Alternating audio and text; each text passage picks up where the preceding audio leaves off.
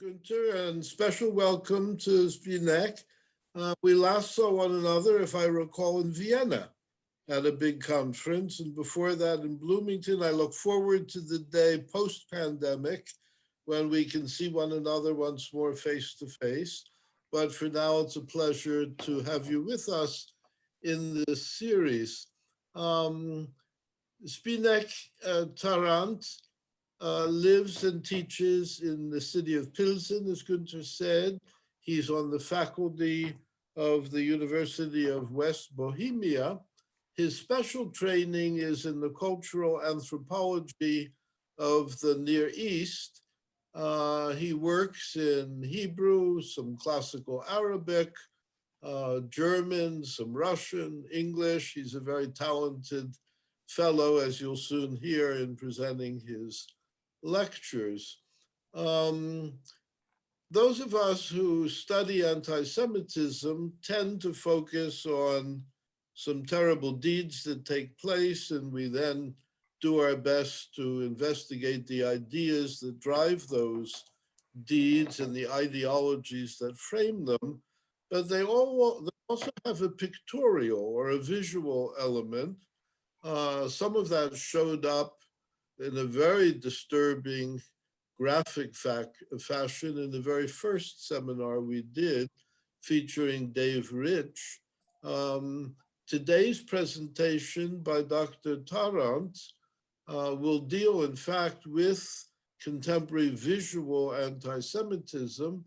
You'll be seeing a very large number of visuals before you, and he's going to be exploring for us what's new about these symbols and in what ways they may connect to older forms of picturing Jew hatred. This data is coming from, and together with the colleagues from the Institute of Art History, we have recently published a new book with the Gruyter publishing house. It's called Visual Antisemitism in Central Europe. And what I'm going to present here today is a portion of the chapter I have in that book. The book itself covers visual antisemitism since medieval era until contemporary days.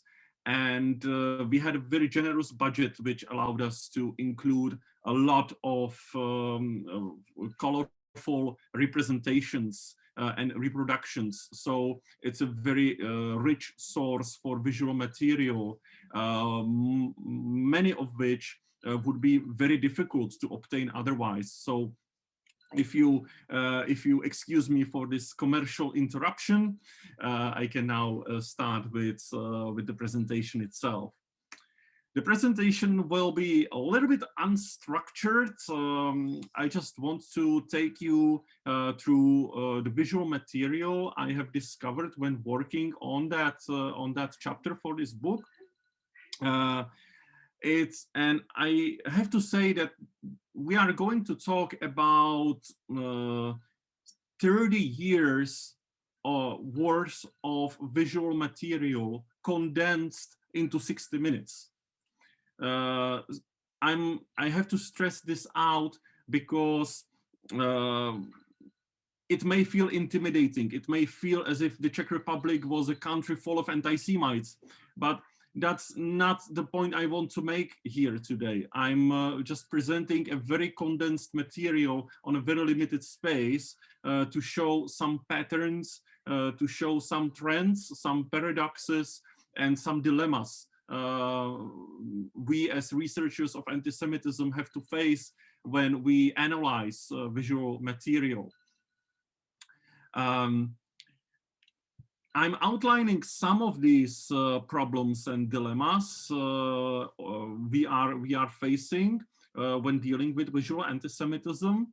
The first one is the issue of latent symbols and motifs, in which even the people who share these images or who create these images may not even be aware that the artworks they create could be anti-Semitic.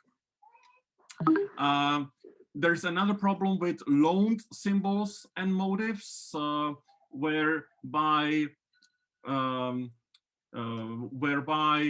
following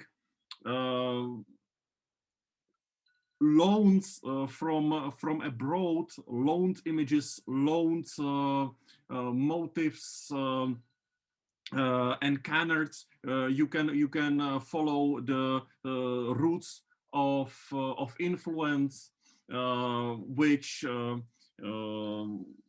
the foreign anti-Semitic scene may have on the domestic anti-Semitic scene in the Czech Republic. Another point is, or another problem is tradition. What is traditional? Our notions, what is traditional, are subject to constant reconstruction, and I'm going to show example of that in a little bit. Another issue is second life of symbols. Many images that were originally created in the 19th century or during Nazism have seen a second life, afterlife, online or in the neo-Nazi magazines and things like that. Another issue is coded visual language. You will often hear that anti-Semitic movements tend to code their language, be it verbal or visual, in order to avoid prosecution.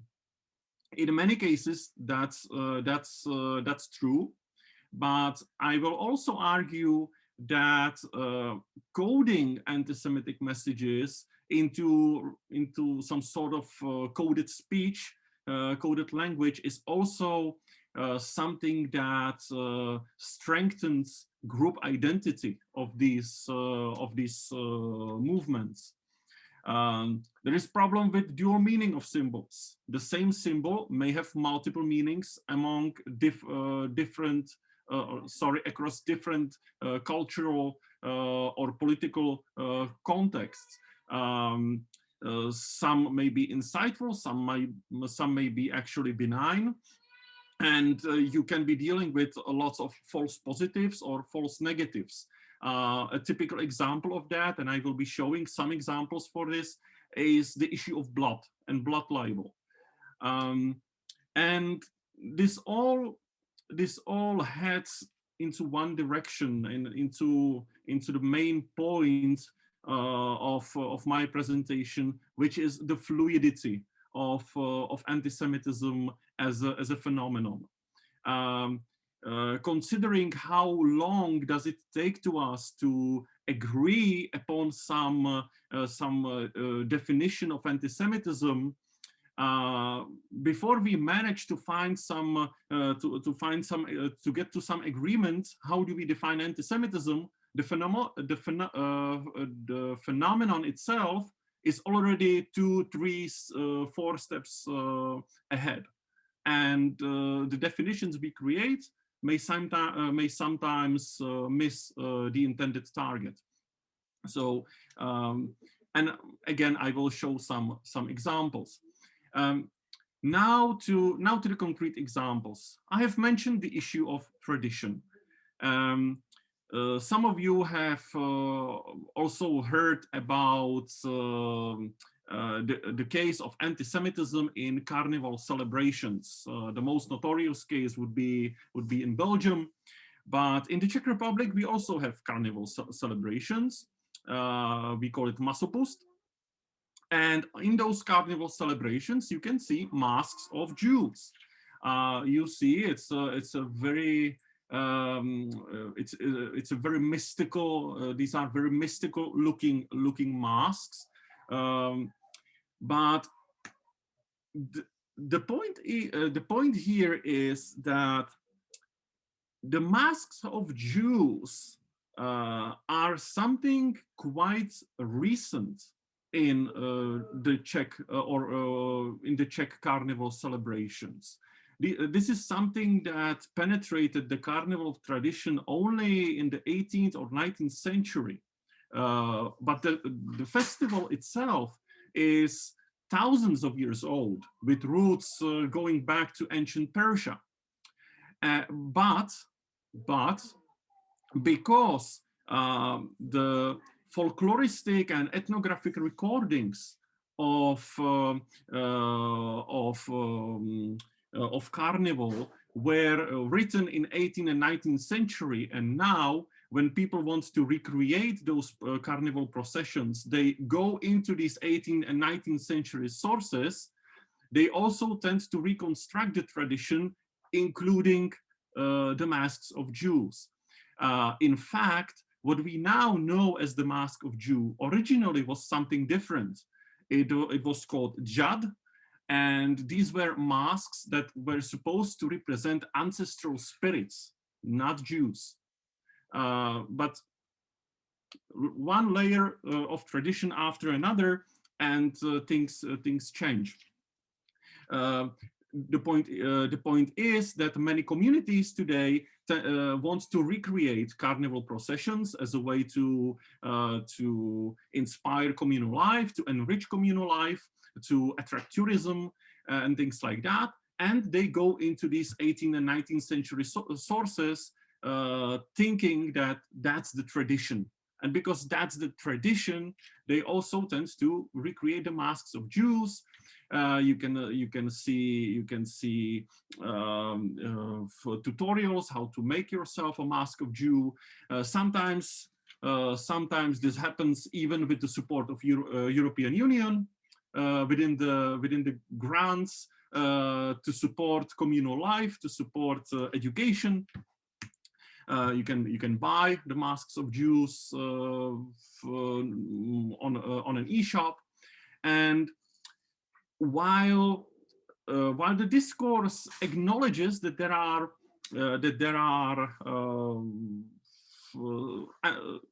stereotypes about Jews in this tradition, it's not considered as a problem. Also, because the Jews within the carnival tradition in Czechia, they have their position is not only negative. They actually bring fertility. They bring good luck. They are actually somewhat negative, somewhat positive characters. It's not outright anti-Semitism. It's what Zygmunt Bauman calls allosemitism. It oscillates between anti-Semitism and philosemitism, and even if the stereotypes are positive, or even if the depiction or the way the character is played is positive, it still contributes to perpetuation of the stereotypes. So that's what we call allosemitism, and that's something very typical for how Jews are currently depicted in the Czech mainstream discourse. This is, for example, a glass souvenir that you can buy or you were able to buy in Prague,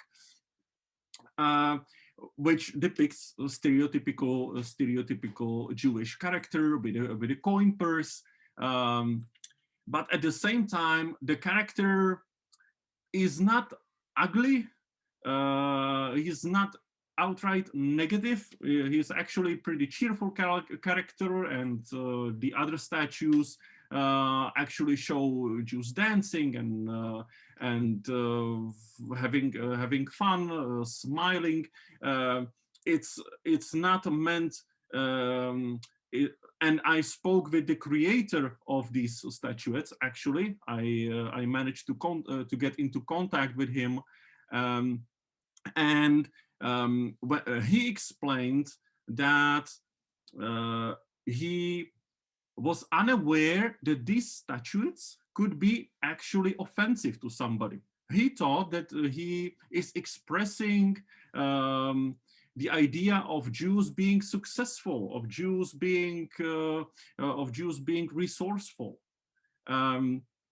But after I explained to him that this kind of depiction could be found offensive, he promised to remove the statues, to stop producing those souvenirs, which he really did. So I don't want to name him. I don't want to shame him.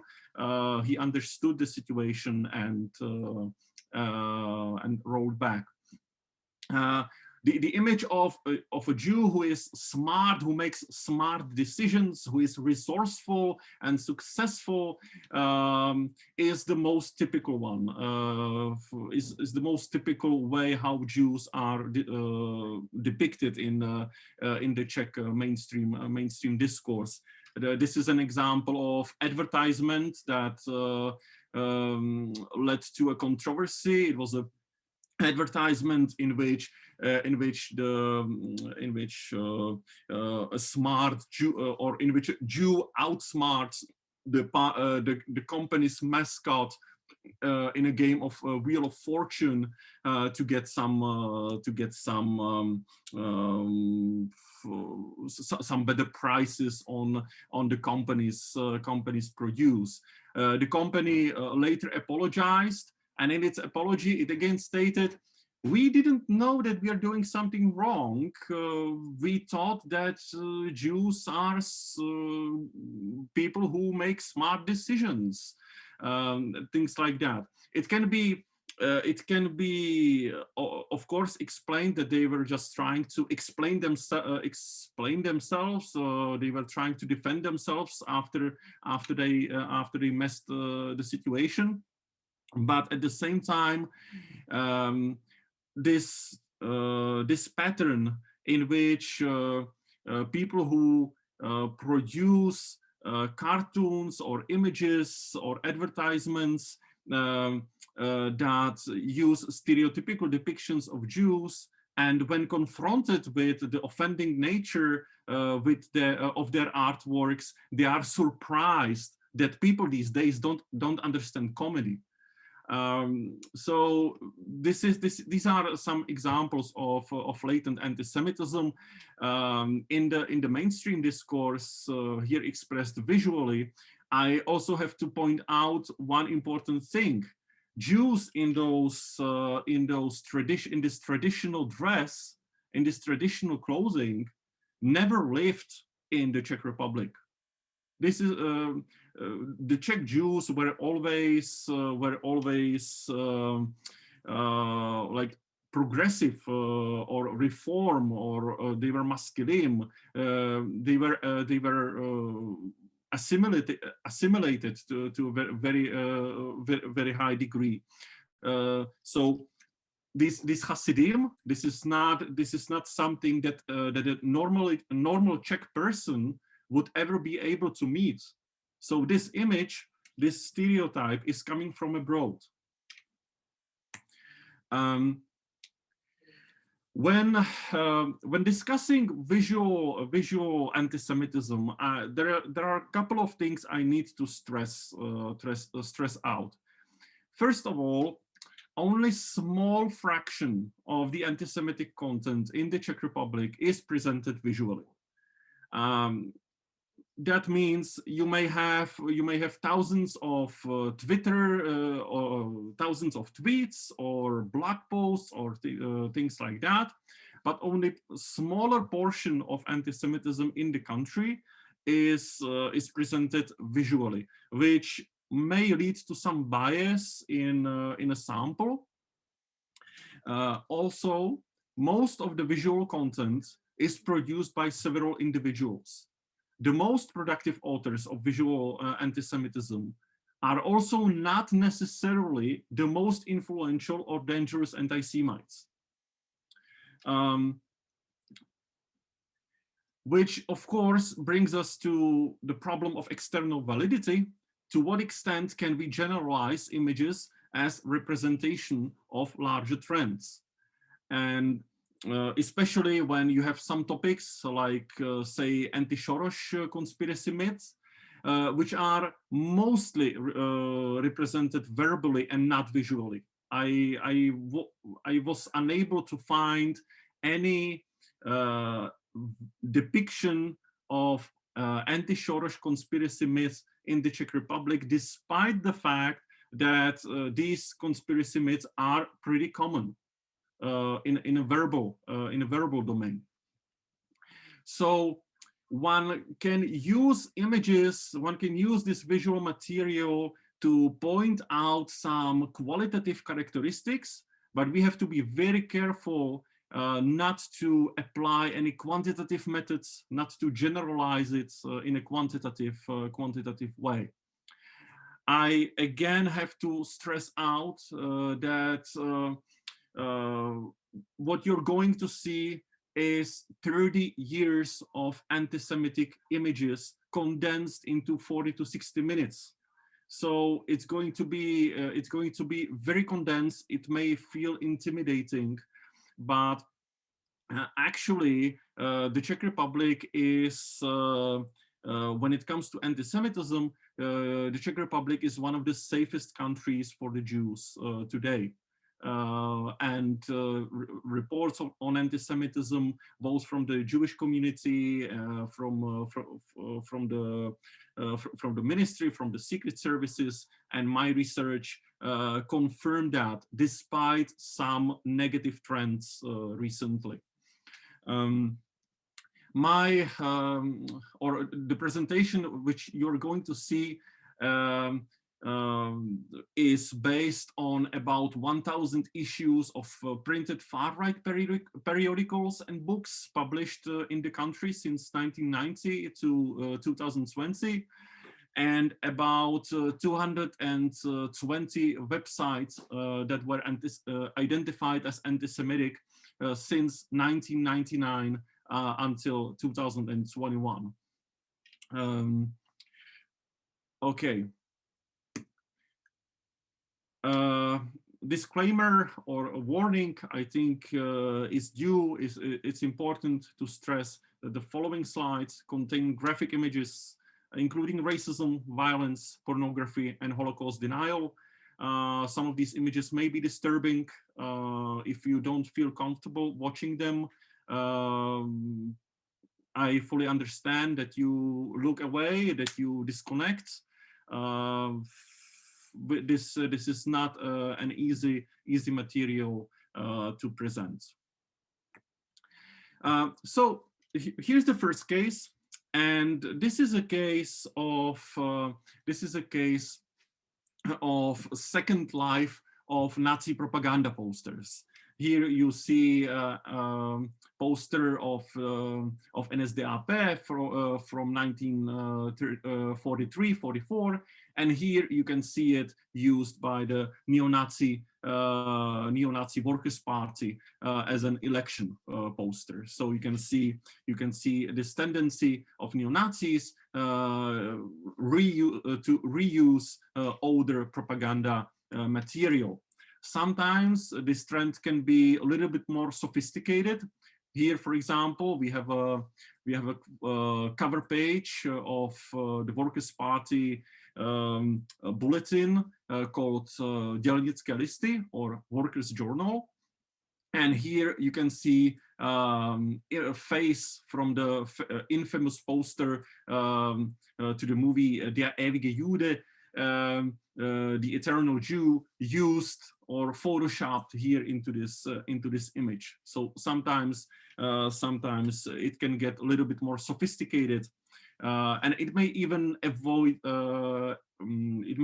escape attention of the researchers. You have to already know that this kind of image existed before, so that you can discover it, or so that you can discover the link.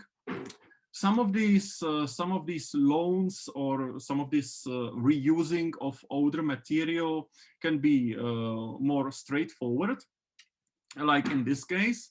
But I'm showing this particular case of Nick Bogas's cartoon being reused in the Czech environment to point out the importance of translators. You see, quite a significant portion of the Czech anti-Semitic scene does not understand English.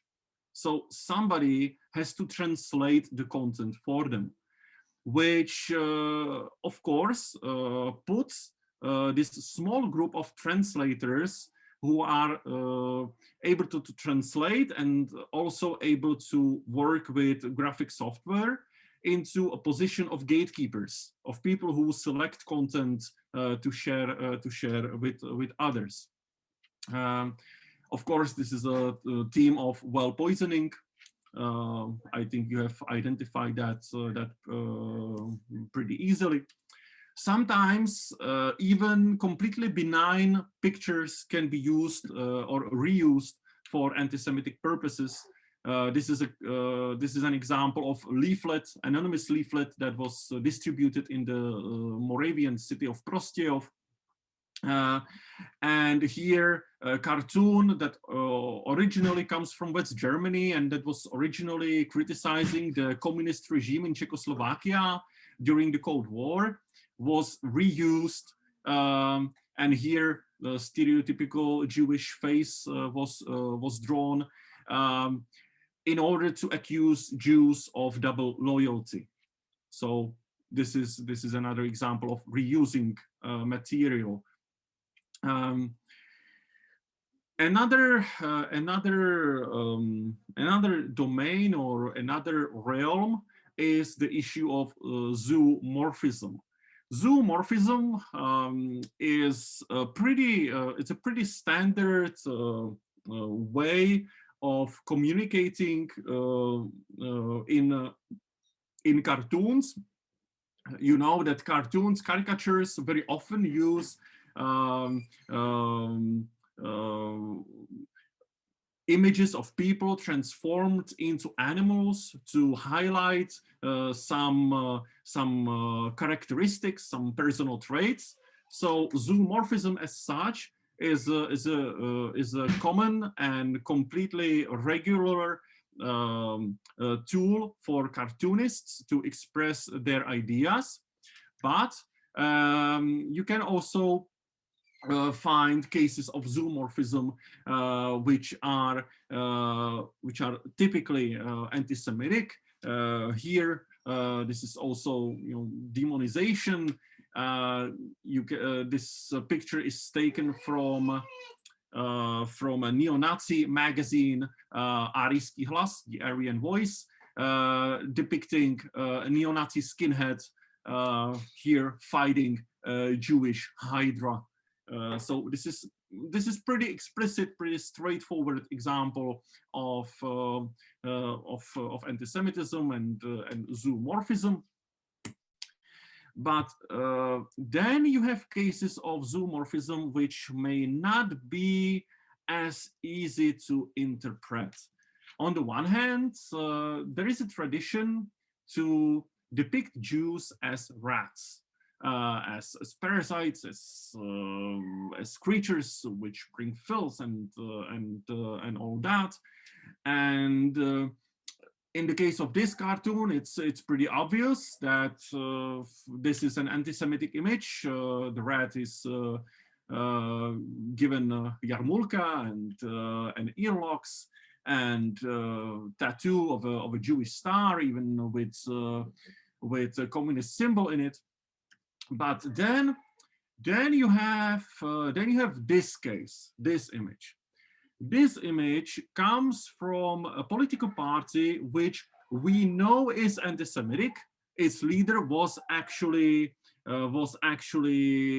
sentenced for anti-Semitism, for hate speech, to several years of probation. So we know this party is anti-Semitic, and we know that the party understands very well various anti-Semitic canards. But this poster itself doesn't mention Jews or Zionism or anything even vaguely related. It refers to non-governmental organizations. And now it's up to the recipients of the message if they understand the message that the NGOs are those rats, or if they go deeper and also understand the implicit anti-Semitic symbolism, which may or may not be there. And that's the problem, because we have pretty reasonable suspicion that this image was or that there is an anti-Semitic intention behind this image, but we would be unable to prove that in court, for example, beyond reasonable doubt, because there is no explicit reference to the Jews. And the same problem goes with, for example, octopus. You know, octopus is a very, very common anti-Semitic canard. Here, for example, in a German cartoon from 1938, but not all depictions of octopus must be anti-Semitic. We know that this one is anti-Semitic because it's got a Jewish star, but there are cases in which octopus is more universal symbol of conspiracy. The problem is that very often it is the Jews who are being accused of conspiracy, which is this problem. Again, there are no explicit reference to Jews in this image, not even in the article, to which this image was incorporated. So we can only suspect from the other hints like New World Order and things like that. And here, this is just an example that not every octopus must mean Jews. This is a Saudi cartoon for Saudi Arabia, which accuses Iran of supporting the protest movement in Bahrain. And here we see the octopus being the Iranian Ayatollahs. So not every depiction of octopus must be anti-Semitic. And when we encounter vague image like that, we may find it difficult to actually decide whether this is or isn't anti-Semitic. I myself really don't know what to do with this image. If I were coding anti-Semitism, I wouldn't be possibly able to include it because I need some more proof to be sure that this depiction of octopus is really meant to be Jewish. Of course, there are many cases in which Jews are depicted with various facial stigmatization, with various stereotypical facial features, like the image of Jewish nose, which here is put into absurd proportions, or here. I think this image is actually taken from Der Stürmer, but I took it from a neo-Nazi zine. But then you have again this picture, which looks very suspicious immediately once we look at it. But again, the article to which this picture is included does not contain explicit references to the Jews, not even implicit reference to the Jews, by the way. And yes, there is a facial stigmatization. The nose even looks like a pig nose. So there seems to be some allusions. It seems that there is something implicit here. But again, if the author sued me for labeling this image anti-Semitic, I would have a very difficult task to prove in front of a court that this is really anti-Semitic. I can only suspect that. When it comes to pigs, I have already mentioned the pig nose. One typical anti-Semitic canard is the Judensau, the Jewish sow, this depiction of Jews drinking milk from a large sow. You can find explicit references to this motive in the contemporary discourse, even in the Czech Republic. Here is one example. At the same time, you may find it interesting, and this is something that one of my colleagues describes in his chapter of the book Visual Antisemitism. The image of Judensau is very closely connected to German culture, or was originally very closely connected to German culture. Most of the depictions you find in churches and stuff are either from Germany or from cities which had significant German population. And until certain dates, the image would be even difficult to understand for people who are not familiar with this symbol. And this image of Judensau also led some people to go further and make it more general and to depict Jews as pigs.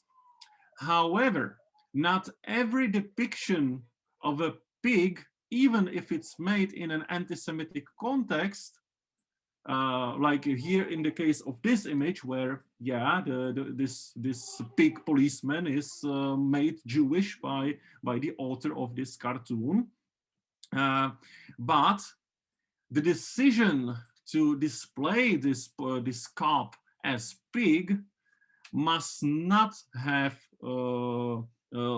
direct link with the tradition of Judensau, because, of course, there is a huge tradition in Anglo-Saxon discourse in Anglo-Saxon countries to depict cops as pigs. And because if you look on the cap of the policeman, this seems to be like a British cap. So it's very likely that this image was taken by the Czech neo-Nazis from some foreign source, very likely a British source. And in Great Britain, there is this tradition to depict cops as pigs. So just because you see an image that displays Jews as pigs, if you want to go further, you must be aware that there are several parallel traditions which may lead to this depiction. So yes, the image is anti-Semitic, but the decision to use the image of a pig has a different reason, together with the anti-Semitism or other than the anti-Semitism. At the same time, in Islamic culture, you have these references in the Islamic traditions, in the Islamic tradition that links Jews to pigs, and then you have cartoons like this Iranian cartoon in which Israel is depicted as a pig. So that's another completely parallel tradition or anti-Semitic discourse, and these discourses can complement each other. They can exist separately on each other. So when you see image like this, be very careful to which tradition you link it, to which discourse you link it, to which cultural history you link it. Sometimes these symbols, however explicit they seem on a first glance, can be quite confusing. Then there is the image of puppeteer, Jewish puppeteer. Again, this is not coming from the Czech Republic. This is a content taken from abroad by the Czech neo-Nazis. The original author is David Dees, who's an American conspiracist and I think QAnon supporter as well. Here depicting Benjamin Netanyahu as the puppeteer behind ISIS and terrorist attacks all around the world. The image of a Jewish puppeteer or a puppet master is something that also has a long tradition. Here we have example from Serbia from 1941. This was some invitation to anti-Masonic exposition or exhibition. But then you have the Czech anti-Semites taking over this image and recontextualizing it to contemporary era and to the Czech context. So the faces are replaced with faces of Czech politicians, the former president, the current president, the prime minister. There is an Israeli flag added into the image for a good measure. So here you see the second life of anti-Semitic images and how they can be redrawn to be recontextualized. And there are again sometimes problems because sometimes you don't see the puppeteer, you don't see the puppet master, so you cannot say with 100% accuracy that the image is meant to be, anti-Semitic. It's definitely anti-American, and it's coming from a website which we know is explicitly anti-Semitic.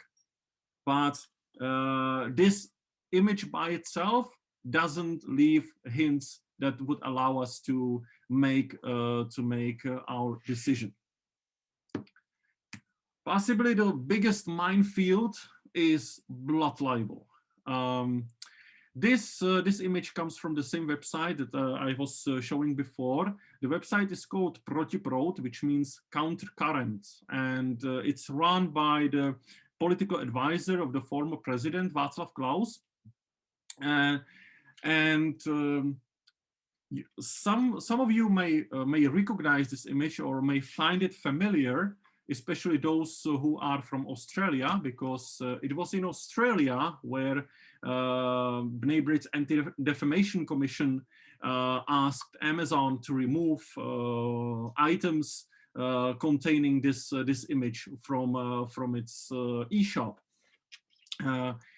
For some reason, the website Countercurrent thought that this image is not explicit enough, so they decided to put their dancing klezmer band and Benjamin Netanyahu with a ticking bomb, just to make sure that all the boxes are ticked. So this image is definitely anti-Semitic. I have no doubts about that. It's pretty clear. But now, what about the blood? Is it a blood libel? That's the question one may ask. Again, blood is a very complex symbol in cartoons. Cartoonists often use depictions of politicians as bloodthirsty creatures to criticize violence, to criticize war, to demonize other side of the armed conflict. So we can see here example of Bashar Assad and Recep Tayyip Erdogan as a vampire, and Bashar Assad bathing in blood, and here Mohammed bin Salman, the Saudi leader. But at the same time, of course, we are all aware about the more sinister sides of these depictions, which happens in depictions when it comes to Jews and Jewish affairs. And we know that there is this recurring trend to depict Israeli politicians as vampires and bloodthirsty creatures sucking the blood of young children. And this is something that goes beyond the traditional cartoonist use of blood. There is one thing to depict a politician bathing in blood, but there is another thing, it's, I would say, another level to depict the politician as somebody who likes to drink blood of children. And this very often happens, unfortunately, with relation to Jews. And of course, there is then the link to the blood libel. In the Czech Republic, we have our own tradition of blood libel. The most notorious case was in 1899, the so-called Hilsner's affair. And we have also images from that era, which tends to have their afterlife, their life of their own. So here is a postcard from 1899 depicting how the alleged ritual murder was supposed to take place. The same image was then reposted or reprinted by the Nazi Der Stürmer before World War II in the special number. In the special issue about ritual murder, and it's very likely the PDF version of this issue of Der Stürmer, from which the image made it into a book cover of a 2016 book published by Adam Benjamin Bartosz, which talks about ritual slaughter. So, ritual murder or blood libel. So here you see typical afterlife of an older depiction. And then you again have these cases in which the sinister dimension remains. The explicit reference to blood is removed, but there is still this sinister image of mass murder. This is coming from American horror movie. This is Freddy Krueger, right? This is a title page of the website Countercurrent, which I talked about a couple of minutes ago. This is how the website actually looks like. It's a very psychedelic stuff with very vibrant colors and very weird mixture of images and extremely long article titles. And again, you see multiple elements combined into this image. And the interesting part is that individually, each of these elements would actually not be anti-Semitic. There is just some dancing klezmer band taken from some klezmer festival, right? That's not anti-Semitic, that's the klezmer festival. There is Freddy Krueger. That's not a Jew. This has nothing to do with the Jews. That's an American horror movie. There is some nuclear explosion for a good measure, and there is the picture of Beirut being destroyed by the catastrophic blast a couple of months ago. Isolated, these elements are benign, but in combination, it is the combination that makes the message anti-Semitic. And this is something that represents a challenge for anyone who would want to make like automatic machine algorithm to identify anti-Semitism. Because this machine algorithm would have to understand that it is only the combination of the klezmer band, of Freddy Krueger, of this explosion, and of destroyed Beirut that makes the entire image anti-Semitic. And here are another examples of the very same problem. Again, benign elements. Here's some Jewish star. Here's Joker from Batman. In combination, this makes very frightening anti-Semitic image, which appeals to inner phobias, inner fears. Another example, again, how would you explain to a computer that this image is anti-Semitic? So these are some of the challenges. Or this one, for example, Hanukkah, some shadows of Orthodox Jews, fine. Observing nuclear destruction, again, you have to think in context to understand the anti-Semitic message in this image, and explaining to a computer that these images could be anti-Semitic and why, that's a real challenge. And in some cases, it would be also a challenge to explain to a judge, not to a computer, but to a judge, because the way our laws are written makes it very difficult to actually prosecute these implicit messages. And then there is the case of pyramid with all-seeing eye as a symbol of the Illuminati conspiracy and New World Order. This is something very typical for the American discourse, but via the conspiracy theory networks, it was popularized in the wider discourse on a global level. These images of pyramid with all-seeing eye taken from the American Great Seal could be even used as a symbol for the religion of conspiracy theories. They are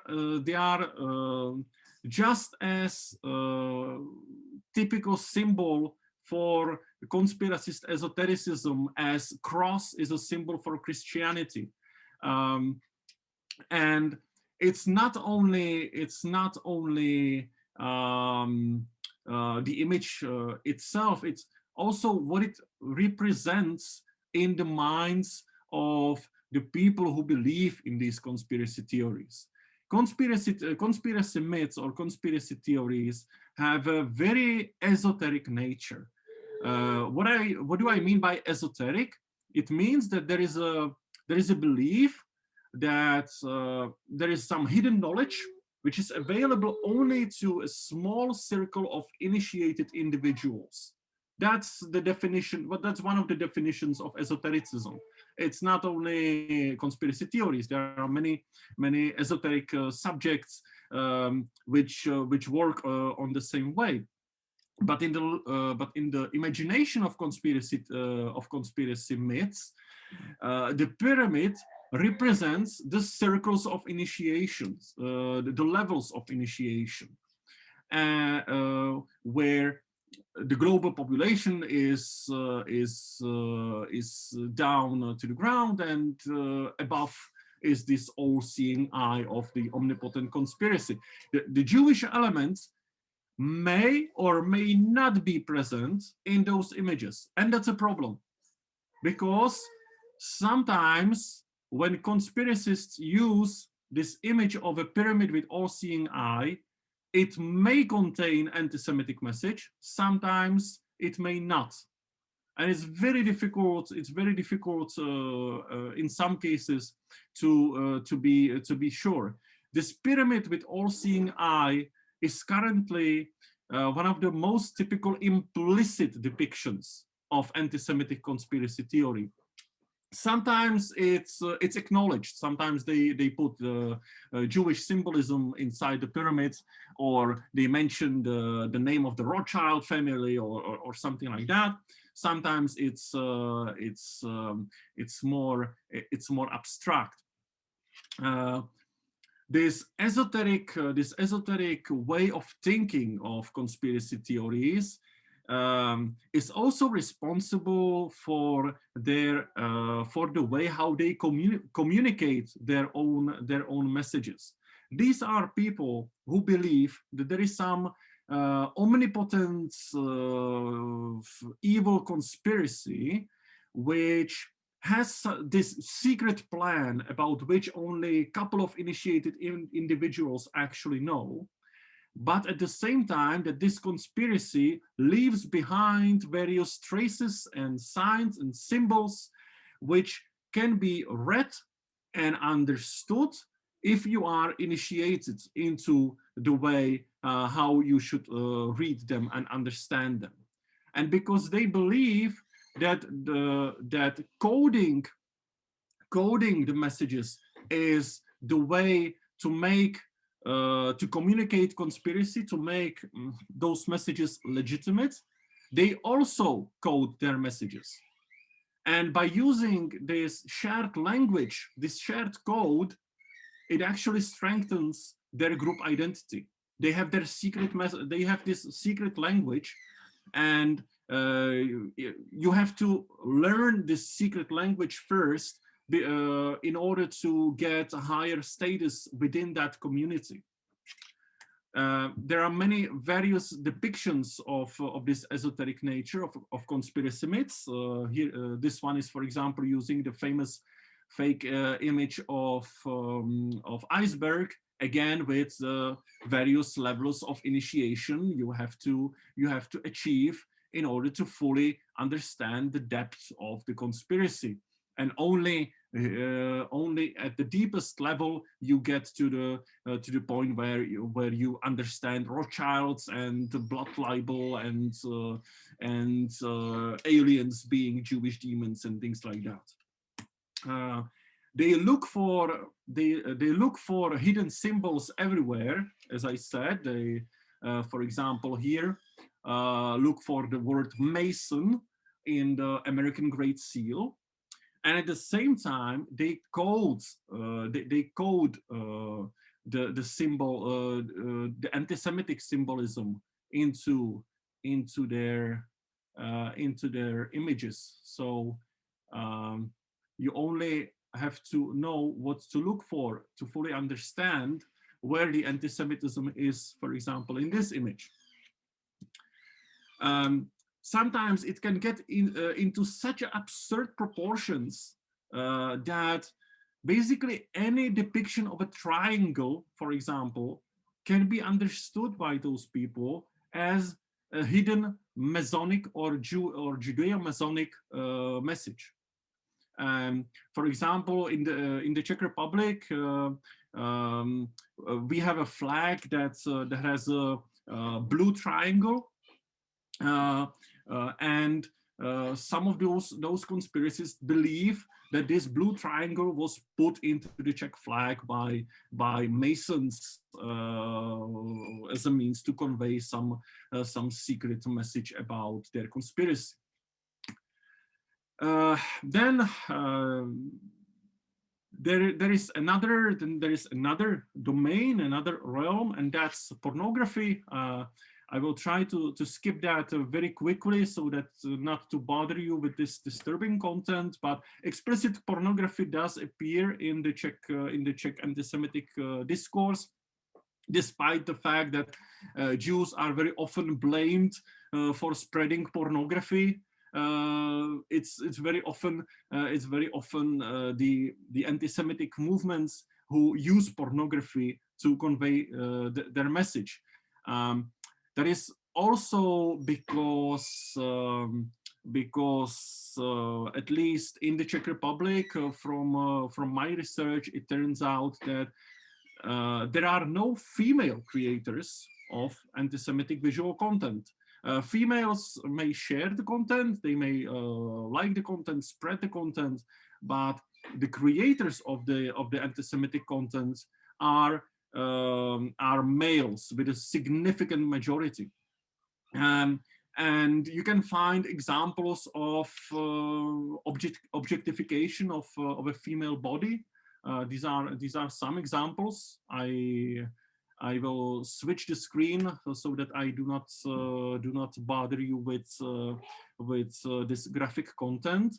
But you saw image of a female crotch, for example, with earlocks attached to it, and the image was saying "time for a radical cut." This was actually a way to present a genocidal message by pornographic means. You have to cut the earlocks. You have to cut the Jewry from the womb of the nation. One of the last features I wanted to cover in this presentation, which is very typical for the Czech anti-Semitism, is anti-Semitism without Jews.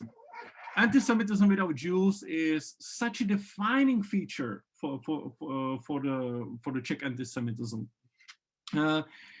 You can find dozens of different depictions of non-Jewish individuals, politicians, for example, being attributed with various Jewish features to make them look Jewish, even they actually are not. So this is a non-Jewish far-right politician who was here given a Jewish hat and earlocks. Here again, some Czech politicians, and I think this is actually a Catholic priest, famous progressive Catholic priest, again given hat and earlocks to depict them as Jews. Sometimes it can be more abstract. For example, here where the shadow cast by a Christian party is displayed as a shadow of Jewish star. These are some examples. Both old and new symbols may be used to depict somebody as a Jew or as a servant of Jews.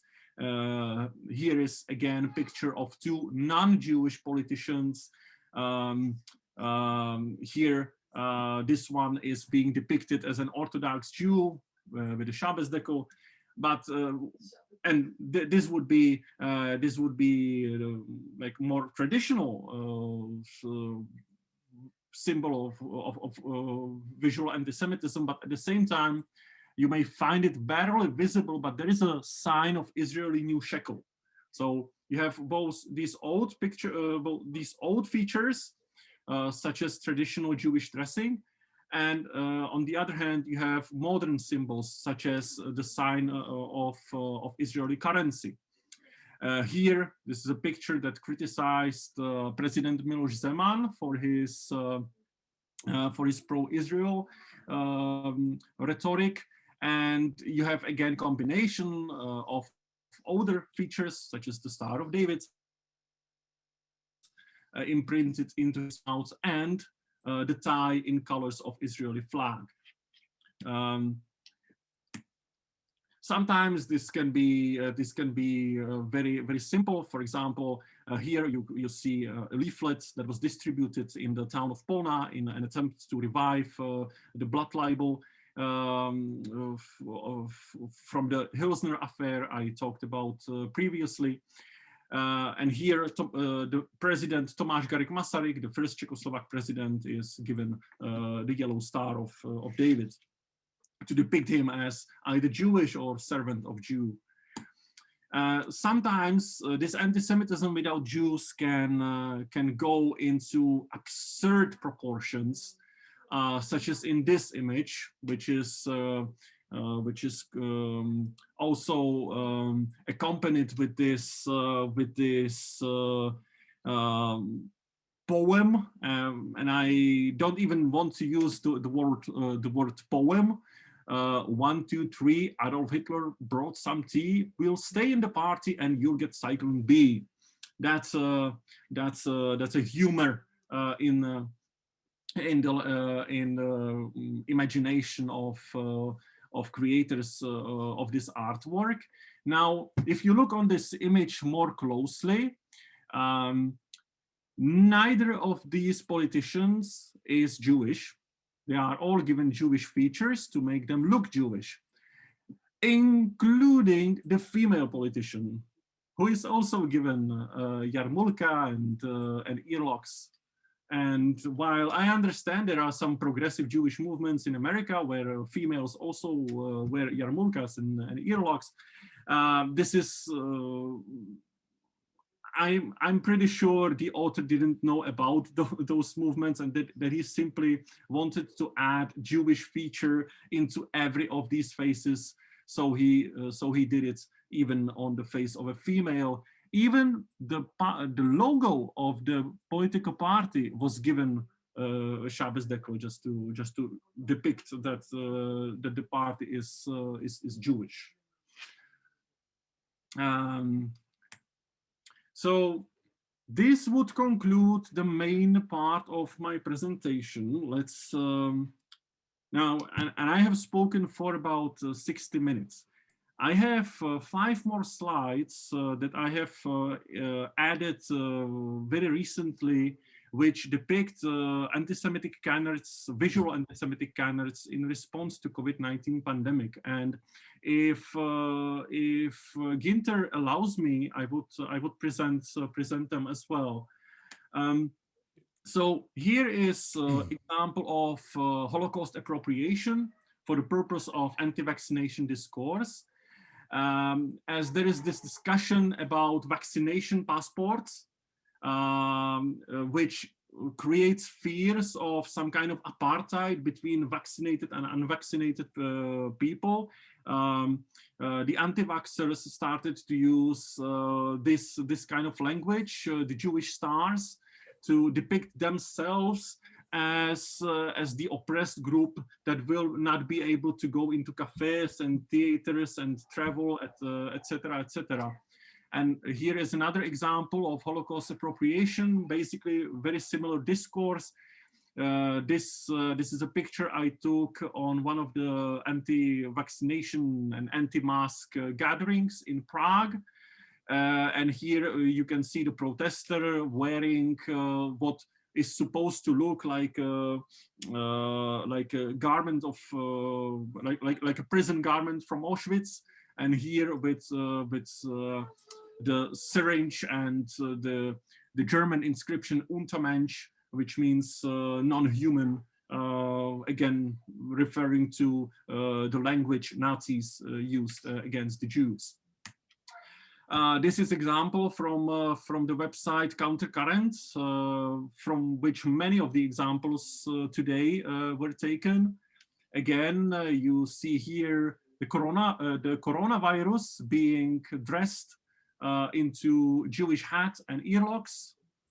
And if you look very closely, there is the pyramid behind the image, referring to the New World Order, referring to the conspiracy, and the syringes that depict vaccination, and at the same time, in a way that a sign of on a pirate flag or on a poison